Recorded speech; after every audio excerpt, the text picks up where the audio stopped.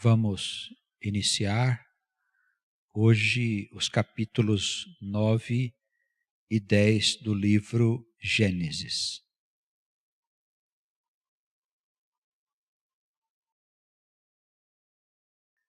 Na introdução do capítulo 9, nós vemos a palavra do Senhor abençoando a Noé e aos seus filhos.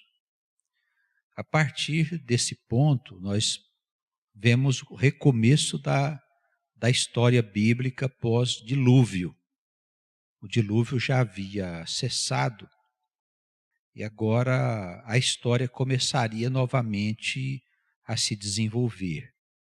E vemos que estes acontecimentos são cercados de muita simbologia e quase sempre esta palavra deve ser interpretada como uma parábola e não como um sentido literal da forma como está escrito.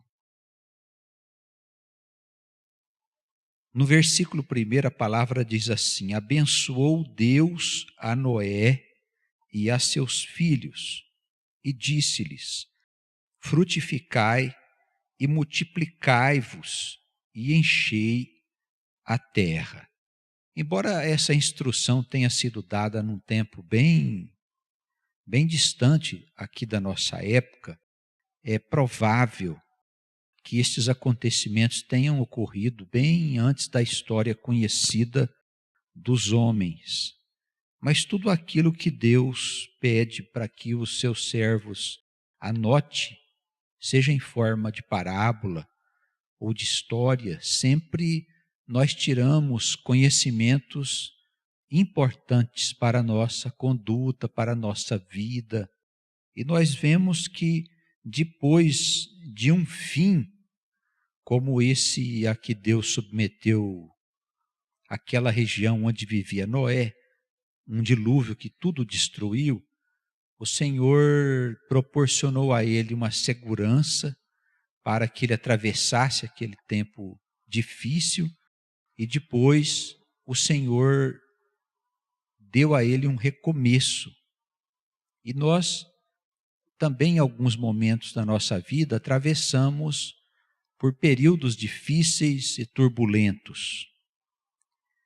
E nós temos que, como o crente Noé, ter a certeza de que Deus também nos proporcionou uma arca, quer dizer, um lugar seguro, aonde nós podemos nos refugiar e nos proteger de toda aquela intempérie, de todos aqueles transtornos que estão vindo sobre a nossa vida. E o refúgio nosso hoje é a palavra de Deus.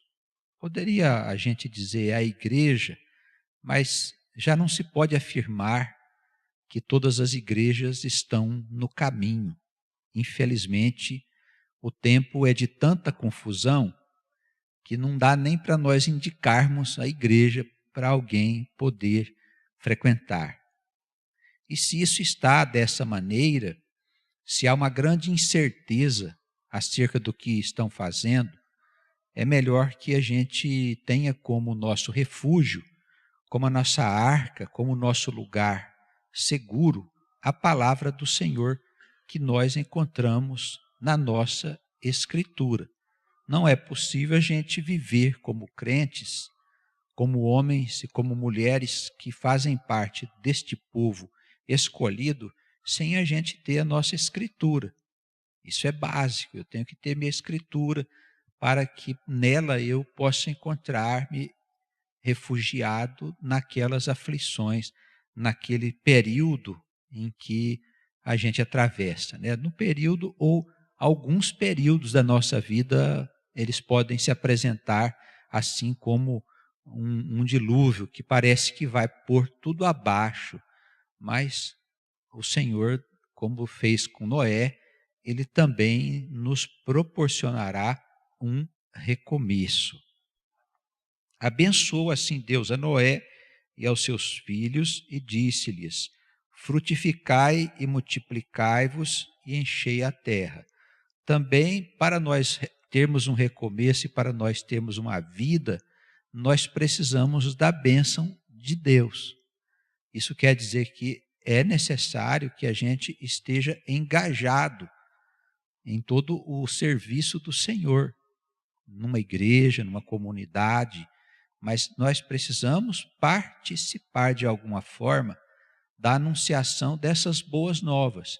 Se nós temos uma comunidade, nós podemos nos reunir nela. Se temos uma boa igreja, um bom pastor, um homem que prega a palavra de Deus, acima das coisas terrenas, nós podemos refugiar e servir nesta casa. Mas se nós não encontrarmos, nós podemos acompanhar a palavra de Deus através dos homens que a divulgam. E hoje nós temos a graça de enviar essa palavra para muitos irmãos e nos recebe aí através dos meios de comunicação à distância. Podemos assistir, podemos anunciar esta mensagem libertadora, podemos falar da Despertai, podemos falar que é um povo diferente, porque tem uma ética diferente, uma maneira diferente de ver a Escritura, de interpretar a Escritura. Estas coisas todas nós podemos fazer com quem nós conhecemos. E assim nós vamos estar engajados no trabalho do Senhor. O que não é possível é nós vivermos sem mover uma palha para Deus. Porque temos já um hábito, nossas almas estão acostumadas com aquela nossa ida à igreja, e lá o sacerdote faz tudo por nós e voltamos para casa do mesmo jeito quando nós entramos na porta da igreja.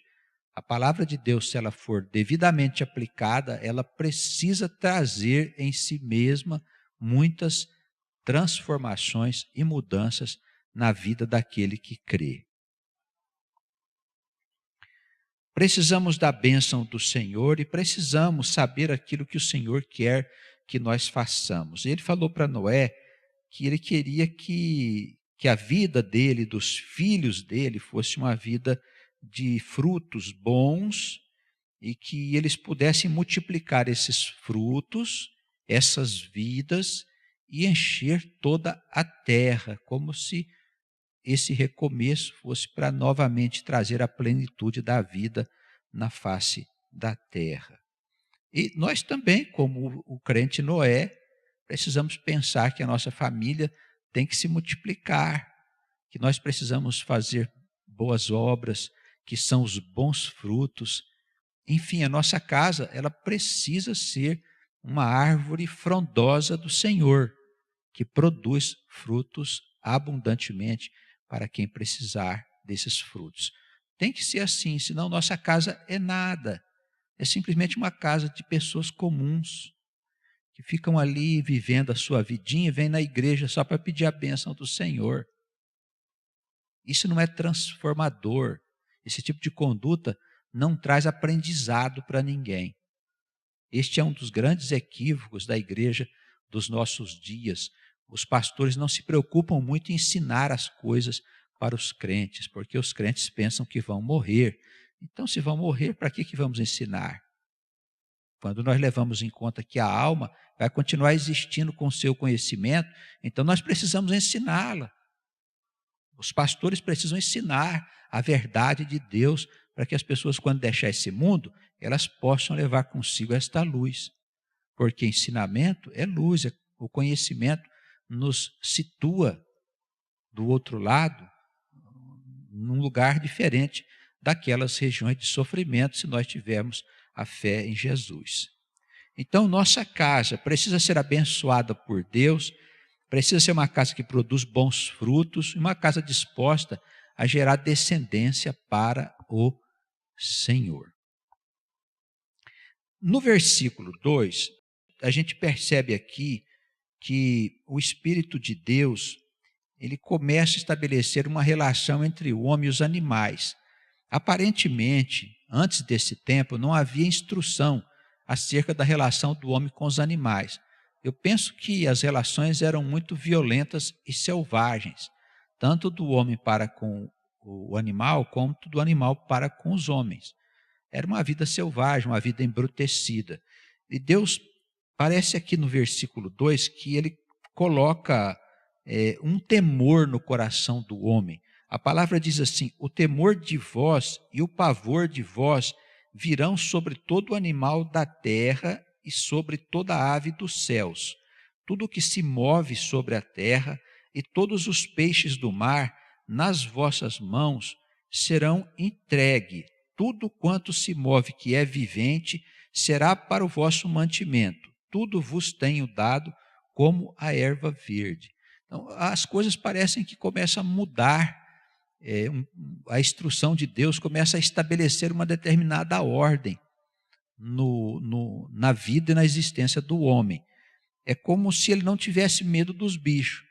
E acabava o sujeito entrando em litígio com o animal e muitos perdiam a sua vida, com certeza. Então Deus coloca um pavor tanto no coração do homem em relação aos bichos, quanto dos bichos em relação ao homem, para que se estabelecesse um equilíbrio entre eles nos seus relacionamentos. Um teria medo do outro.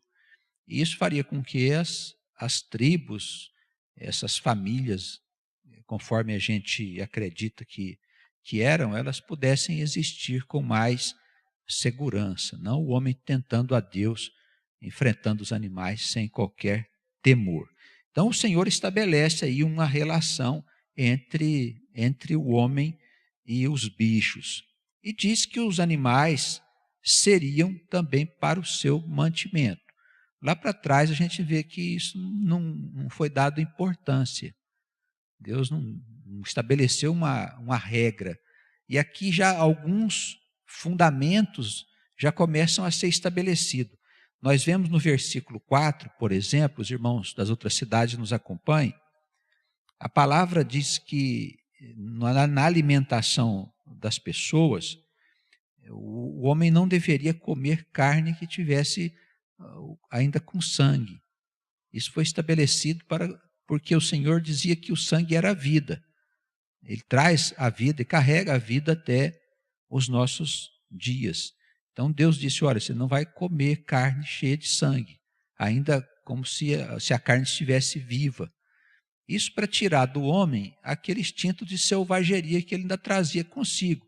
Possivelmente ele devia comer a carne crua, devia comer a carne de qualquer jeito, matava o bicho, já ia arrancando pedaço e comendo. Então a gente percebe aqui que o Espírito de Deus, ele naquele tempo começa a já exprimir alguns tipos de condutas que seria assim de acordo com a sua vontade. Isso traria um começo de civilização para a criatura humana, né? E nós nos nossos dias também, evidentemente, Jesus, ele não trata das questões que entram pela boca, né, do homem, mas sim pelas questões que saem da boca, que realmente pode trazer pecado para nós. Mas se havia uma instrução nesse sentido, é claro que ela também deve ter alguma importância para nós que somos o povo de Deus. Evitar comer carne crua, comer carne com sangue, como algumas pessoas fazem, e outras pessoas comem até sangue mesmo, né? Fazem comida com sangue, bebem sangue, é uma confusão danada nesse mundo louco que nós vivemos. Então, se nós vamos comer carne, a carne precisa ser assada, frita, enfim, preparada para isso, e dela deve ser tirado o sangue. Tá certo? Não é lei, não é uma determinação de Deus, quem crê em Jesus para ser salvo não pode comer, né? Precisa ter cuidado com a carne. Não é nada disso, mas nós vemos aqui na base da instrução que Deus deu, uma instrução que nos parece lógica. E eu acredito que no futuro, talvez o homem diminua a sua necessidade de comer carne, a carne vermelha, comerá carne branca, e pode ser até que ele venha comer somente vegetais num futuro mais remoto. Claro que estamos falando de uma realidade bem distante da nossa época, né? Hoje ainda o pessoal gosta muito aí de uma carninha, um churrasco, etc. Até uns gostam até demais, não é mesmo? Outros até morrem por causa dessas carninhas que tanto comem. Então, eu acho que a instrução de Deus é bastante positiva. Seguindo aqui com a nossa leitura, no versículo 5. Certamente requererei o vosso sangue, o sangue das vossas vidas. Na mão de todo o animal o requererei, como também da mão do homem e da mão do irmão de cada um requererei a vida do homem. Ele aqui começa a estabelecer também uma lei em que se o animal matasse um homem, o homem deveria matar aquele animal. Quando ele fala que ele vai requerer o sangue do animal, é porque se o animal atacar o homem deve matar aquele animal. E não só isso, porque ele estende aqui no versículo 6, quem derramar o sangue do homem, pelo homem o seu sangue será derramado. Então nós vemos aqui uma lei de talião começando a aparecer já lá na história, antes da história conhecida. Já aparecem algumas coisas, algumas regras, que naquela parte primeira a gente não vê aparecer nenhuma. Fala-se da corrupção do gênero humano e tudo mais, por isso que teria vindo o dilúvio, mas não se fala de regras, não se fala de normas, que Deus queria que fizesse dessa ou daquela maneira. A partir de Noé, a gente começa a perceber que essas normas já vão sendo estabelecidas de uma forma bem primitiva, né? Então, o versículo 6 diz, quem derramar o sangue do homem, pelo homem o seu sangue será derramado, porque Deus fez o homem conforme a sua imagem. Não para matar, mas para viver. Mas vós frutificai e multiplicai-vos. Povoai abundantemente a terra e multiplicai-vos nela. Isso para nós é de fundamental importância. Hoje há um grande descaso perante a união do homem e da mulher, um descaso relacionado com o casamento. Os casamentos constituídos estão em estado de falência. E às vezes até dentro da igreja mesmo, alguns casais não conseguem manter a estabilidade dos seus casamentos porque falta a eles o amor de Deus. Cada um tem as suas argumentações a favor da sua teimosia, né? Mas o que falta mesmo é o amor de Deus. Só o amor de Deus pode solidificar o casamento. E nos nossos dias, nós precisamos criar os nossos filhos com uma outra mentalidade, não com essa mentalidade do mundo aí, que as pessoas até não recomendam o casamento. Por que vai casar? Vai viver junto primeiro, para ver se depois vocês gostam mesmo, e se for para ficar tudo certo, então casa. Haja visto o sexo livre e tantas coisas que não são boas aos olhos de Deus pelas dificuldades que trazem. Se o homem e a mulher podem fazer sexo livremente, por que casar? Então não há interesse nenhum. Também o homem vai ter filhos para dar dor de cabeça para ele. A gente sabe que criar filhos dá trabalho, não é? Então a família só tem sentido se fosse fundamentar na palavra de Deus e nos propósitos de Deus. Então nós que somos o povo de Deus precisamos pensar em casar os nossos filhos e que eles tenham muitos filhos. Multiplicai-vos. O Senhor quer que a terra se encha do seu povo. Amém? Então nós temos que as nossas crianças casarem, os nossos jovens, assim que tiver idade apropriada, case. Não fique esperando ter 30 anos para casar, não. Não há quem aguente sujeito com 30 anos esperando para casar. Hoje, de 22, 23 anos para frente, pode casar. 21 anos não é maioridade? 21 anos, né? Para frente já pode casar o homem e a mulher. Casem-se para ter os seus filhos, ter sua família. Essa conversa também que hoje, vou esperar formar, vou fazer faculdade primeiro, eu vou esperar ter casa, vou esperar ter isso, ter aquilo. Quando vê, já estão os namorados namorando 10 anos, 15 anos, já virou até irmão, né? O casamento não vira nada. Por quê? Porque nós estamos ouvindo o mundo, não estamos ouvindo a Deus. Case-se que Deus vai ajudar você. O pai e a mãe da família que é do povo de Deus tem que ajudar o casal. Os filhos querem se casar, muito bem, eles não têm casa ainda, então mora com a gente, qual que é o problema? Até que eles possam ter a casa deles, ou alugar uma casa para eles. Os pais têm que dar as condições que forem necessárias para que os filhos casem. Ajudem os filhos. Devem ajudar os filhos até o fim da vida. E os filhos assistirem os pais, honrando conforme o mandamento de Deus. Isso é a família no ponto de vista de Deus. Mas no mundo é diferente. Não temos nada a ver com o mundo, eles que façam o que eles quiserem. No ponto de vista de Deus, nós temos a palavra de Deus que diz como deve ser a família. E a ordem de Deus, multiplicai-vos. Como é que você vai multiplicar se não casar os meninos? Não é mesmo? Essa questão, economia, não sei o quê, não tem o ganho suficiente. Pois case que Deus vai dar o sustento para você criar seus filhos, ter sua família. Agora, fica esperando a faculdade para você ver. Então, você está transformando a faculdade em Deus? É a faculdade que vai esperar primeiro? Para você ter dinheiro, para depois você casar? E o teu Deus ficou aonde? Nós precisamos mudar a nossa maneira de pensar a família. Nós não temos como continuar, irmãos, pensando a família no ponto de vista do mundo. Amém?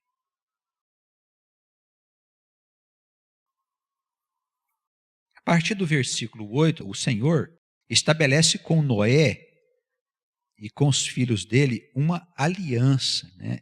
E eis que estabeleço a minha aliança convosco e com a vossa descendência depois de vós, e com toda a alma vivente que convosco está, de aves, de gado e de todo animal da terra, convosco, com todos que saíram da arca, até todo animal da terra.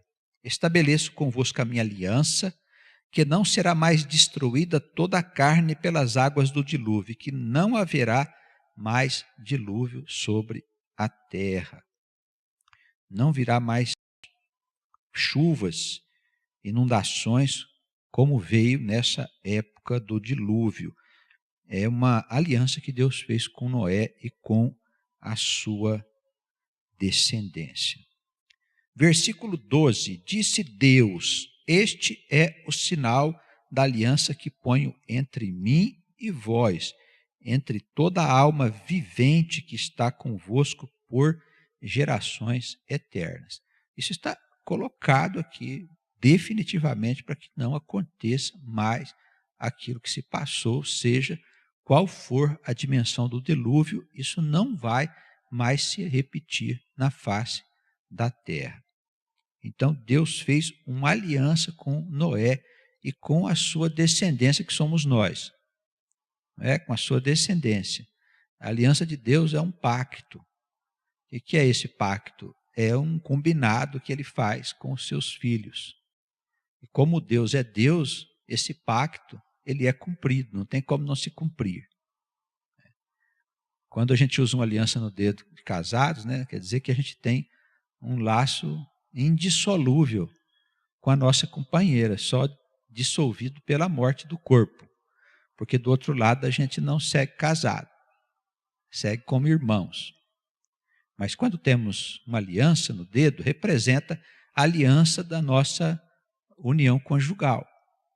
Nós nos unimos definitivamente com aquele que é nosso companheiro ou nossa companheira, para fazer cumprir um propósito de Deus. Esse laço é indissolúvel. Ele não é dissolúvel como é aí fora. O povo larga, divorcia, casa não sei quantas vezes, tudo bem. Cada um tem seus problemas, mas essa não é a vontade de Deus. Meu irmão, já casei 5 vezes, o que eu faço? Eu aconselho procurar Jesus e dar uma conversada com ele. Procura na igreja, procura em cima do monte, procura onde você quiser. Mas convence a conversar com ele. Transgrediu a regra 5 vezes. Adultério. E vai dar problema.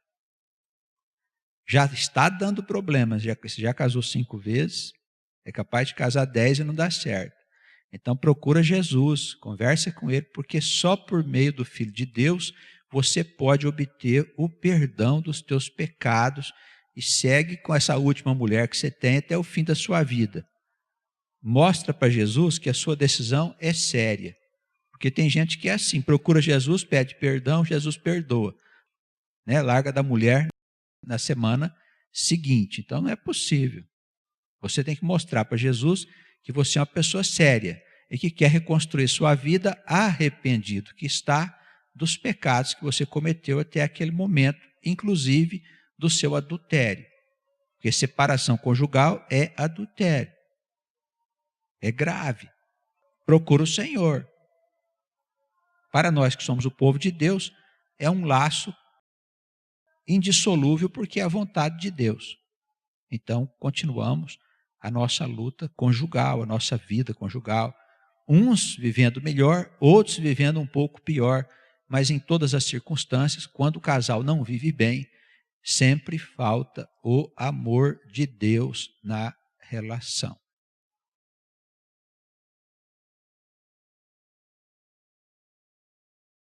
O meu arco, versículo 13, tenho posto nas nuvens, o arco-íris, este será por sinal da aliança entre mim e a terra. E acontecerá que quando eu trouxer nuvens sobre ela, aparecerá o arco nas nuvens. Então me lembrarei da minha aliança que está entre mim e vós, e entre toda a alma vivente de toda a carne, e as águas não se tornarão mais em dilúvio para destruir toda a carne.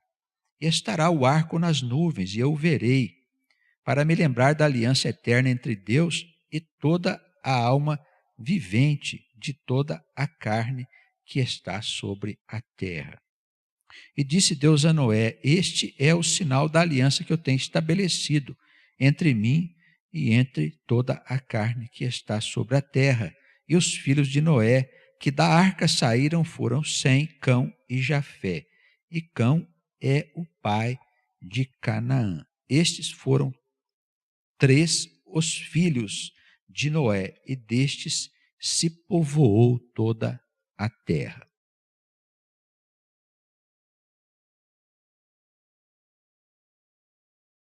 Bem, aqui no versículo 20, entre o versículo 20 e 29, terminando esse capítulo 9, a gente tem aí uma passagem que diz que o Noé, ele se tornou um lavrador da terra e plantou uma vinha. Esta vinha aí sempre é utilizada como uma imagem, né, da árvore que Deus deseja que a gente seja. Jesus disse lá na frente que ele era videira, né, verdadeira, como se nós fôssemos membros do corpo dele através desta imagem. Né? Vós sois os ramos e os galhos.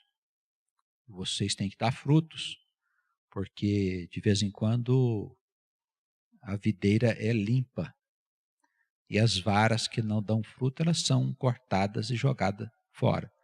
Este é o juízo de Deus quando ele acontece para uma humanidade. A vara é cortada e jogada fora se ela não produzir frutos. E aquelas que produzem frutos, o que é que faz? Ele limpa a vara, né? Ele prova a vara, ele submete ela a várias experiências, a muitas situações em que ela vai se credenciar para produzir mais ainda. É assim que se faz com as plantas, não é? A gente vai lá, poda, nasce novas folhas, ramos, e aquela vara, ela produz mais frutos do que ela produzia anteriormente.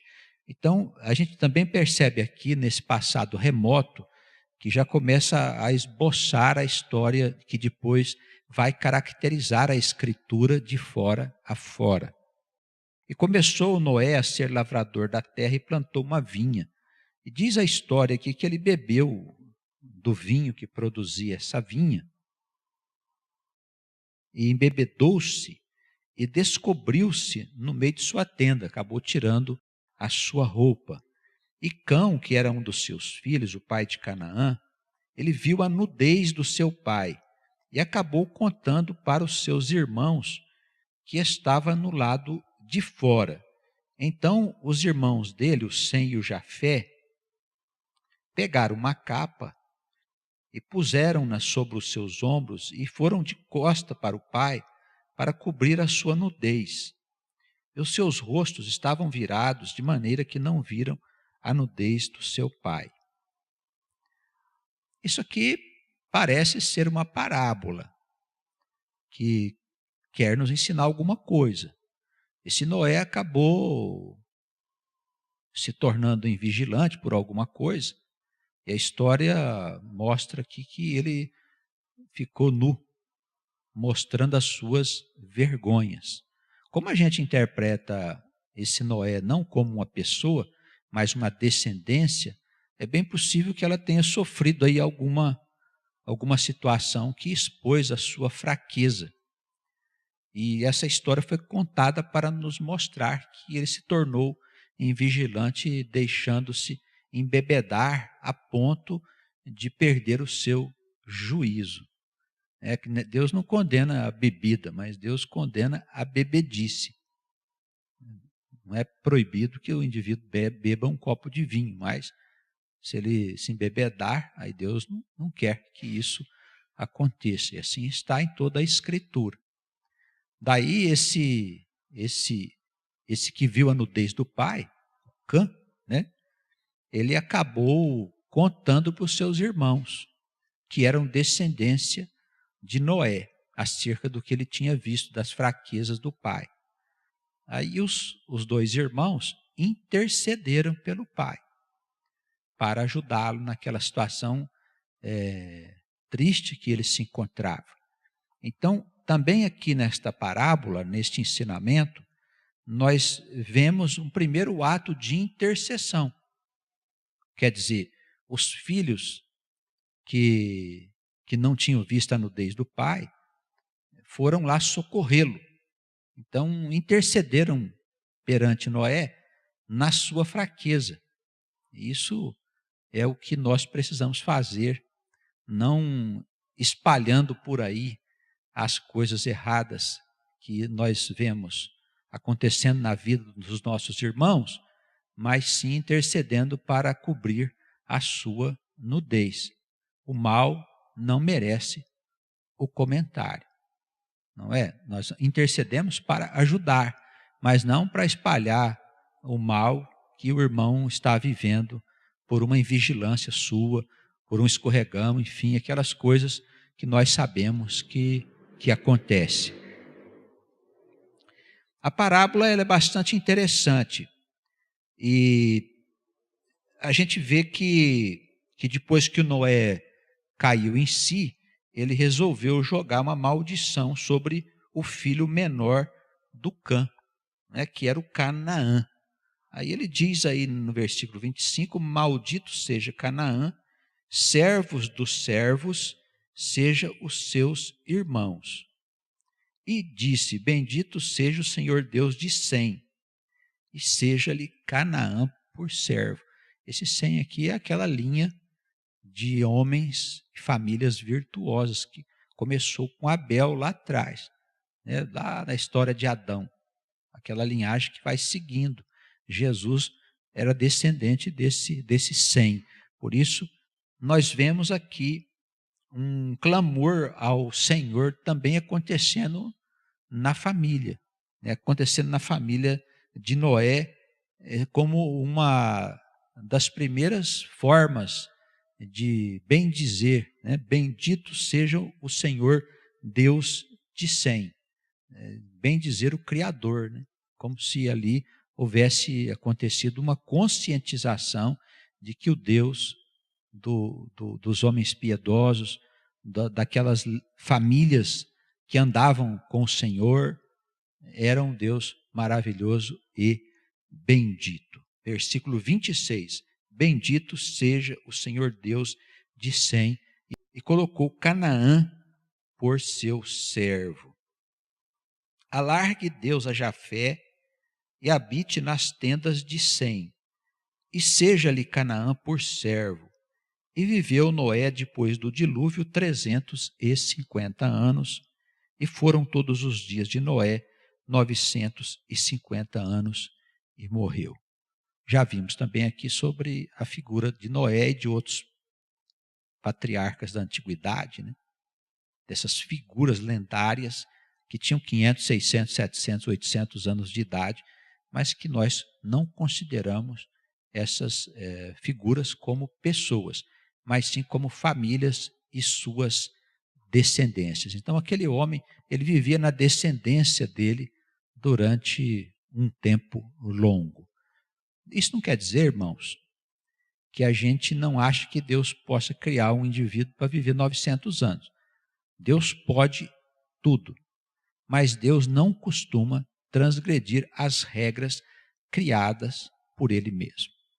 Tá bem? É bom a gente ficar dentro desse âmbito aí da racionalidade, da lógica, para que a nossa fé não seja uma fé burra, irracional, que faz a ciência dar boas risadas. O capítulo 10, ele se desdobra aqui apenas para falar sobre as descendências dos filhos de Noé. Então, é praticamente uma leitura, os irmãos podem nos acompanhar. Capítulo 10, versículo 1. Estas, pois, são as gerações dos filhos de Noé, Sem, Cã e Jafé, e nasceram-lhes filhos depois do dilúvio. Os filhos de Jafé são Gomer, Magog, Madai, Javã, Tubal, Meseque e Tiras. Os filhos de Gomer são Askenaz, Rifate e Togarma. E os filhos de Javã são Elisá, Tarsis, Quitim e Dodanim. Por estes foram repartidas as ilhas dos gentios nas suas terras, cada qual segundo a sua língua, segundo as suas famílias, entre as nações. Então vemos aí as famílias como uma árvore soltando um ramo aqui, um ramo acolá, que se dividia em outro ramo, mais um outro ramo, e essas famílias foram se espalhando por toda a terra. Os filhos de Cã são Cuxe, Misraim, Pute e Canaã. E os filhos de Cuxe são Sebá, Avilá, Sabitá, Ramá, Sabticá. E os filhos de Ramá, Sebá e Dedã. E Cuxe gerou a Nimrode. Este começou a ser poderoso na terra. E este foi poderoso caçador diante da face do Senhor. Por isso se diz como Nimrode, poderoso caçador diante do Senhor. E o princípio do seu reino foi Babel, Ereque, Acade e Calné na terra de Sinar. Desta mesma terra saiu a Assíria e edificou a Nínive, Reobote-ir, Calá, e recém entre Nínive e Calá, esta é a grande cidade. E Misraim gerou a Ludim, a Anamim e Leabim, a Naphtuim, a Patrussim e a Casluim, donde saíram os filisteus, e a Caftorim. E Canaã gerou a Sidom, seu primogênito, e a Hete, e ao Jebuseu, ao Amorreu, ao Girgazeu, e ao Eveu, ao Arqueu, ao Sineu, e ao Arvadeu, ao Zemareu, e ao Ramateu, e depois se espalharam as famílias dos cananeus. E foi o termo dos cananeus desde Sidom, indo para Gerar até Gaza, indo para Sodoma e Gomorra, Adimá e Zeboim até Laza. Estes são os filhos de Cã, segundo as suas famílias, segundo as suas línguas, em suas terras, em suas nações. Dá para a gente perceber aí que é um povoamento da região, né? Olha, esse teve aquele filho, aquele outro, e o lugar que eles viviam ia de tal região. Então, a gente percebe que é mesmo um povoamento daquela região. E Sem, versículo 21, a Sem nasceram filhos, e ele é o pai de todos os filhos de Éber, o irmão mais velho de Jafé. Os filhos de Sem são Elão, Assur, Arfaxade, Lude e Arã. E os filhos de Arã são Uz, Ru, Jeter e Mas. E Arfaxade gerou a Selá, e Selá gerou a Éber. E a Éber nasceram 2 filhos. O nome de um foi Peleg, porquanto em seus dias se repartiu a terra, e o nome do seu irmão foi Joquitã. Joquitã gerou a Almodá, a Selefe e a Hazarmavé, a Gerá, a Adorão, a Uzal, a Dicla, a Obal, a Abimael, a Sebá, a Ofir, a Avilá e a Jobabe. Todos esses foram filhos de Joquitã. E foi a sua habitação desde Messa, indo para Cefar, montanha do Oriente. Estes são os filhos de Sem, segundo as suas famílias, segundo as suas línguas, nas suas terras, segundo as suas nações. Estas são as famílias dos filhos de Noé, segundo as suas gerações, nas suas nações. E destes foram povoadas, né? Foram constituídas. Aqui está divididas, mas existem algumas traduções que colocam aqui constituídas as nações da terra depois do dilúvio. Amém? Então, que nós possamos continuar pedindo a Deus que nos conceda compreender o mais perto possível da verdade dessas histórias antigas que tratam da povoação do planeta, né? E desses cataclismas, grandes períodos de destruição que houve na Terra e que nós encontramos vestígios nos textos sagrados. Já estamos nos aproximando aqui da época de Abraão, que é o começo da história da nossa fé. Então, daqui a pouquinho, vamos estar falando daquele que é o Pai de todos nós. Deus nos abençoe, nos guarde no seu amor, na sua misericórdia, e aos irmãos das outras localidades, que o Espírito de Deus possa guardá-los de todos os perigos desta terra. Amém.